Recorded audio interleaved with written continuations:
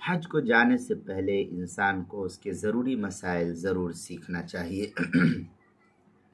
سب سے پہلے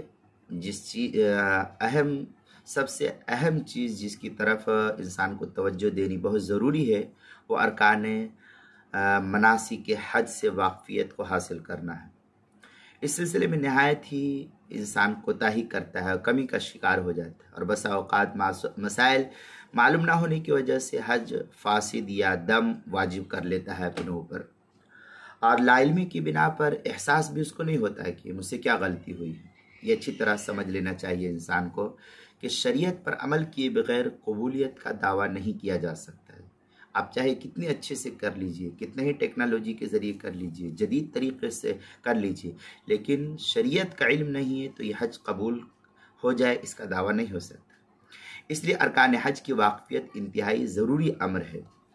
حج پر لکھی ہوئی کتابوں کا اچھی طرح مطالعہ کرنا اور واقف کار علماء سے اس سلسلے میں مسائل کی معلومات حاصل کرنے کا اہتمام کرنا چاہیے۔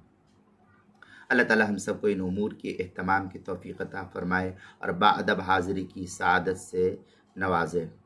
میں اس سلسلے میں کہتا ہوں کہ کسی عالم سے حج کے مسائل کو نہیں معلوم کرنا چاہیے، بلکہ وہ عالم جو بار بار وہاں گیا ہو، اس کا تجربہ ہو اور وہ جانکار ہو، اس سے معلوم کرنا چاہیے۔ میں چونکہ حج نہیں کیے ہوا ہوں ابھی تک، آگے کیا ہوگا وہ اللہ کو معلوم ہے، اس لیے مجھ سے مسائل معلوم کر لوگوں میں صرف مسائل بتلا دوں گا، لیکن اس کا پریکٹیکل عمل کیا ہوتا ہے، کیسے ہوتا ہے، مجھے نہیں معلوم ہے۔ اس لیے میں مجھ سے جو حج کے مسائل معلوم کرتے ہیں تو میں ان کو کہتا ہوں کہ جو تجربے کار علماء ہے حج کے، اس سے آپ رابطہ کیجئے تو وہ آپ کو بتلا دیں گے۔ یہ بحث جو ہے کتاب المسائل کی 3 صفحہ 75 پر اس کو نقل کیا گیا ہے۔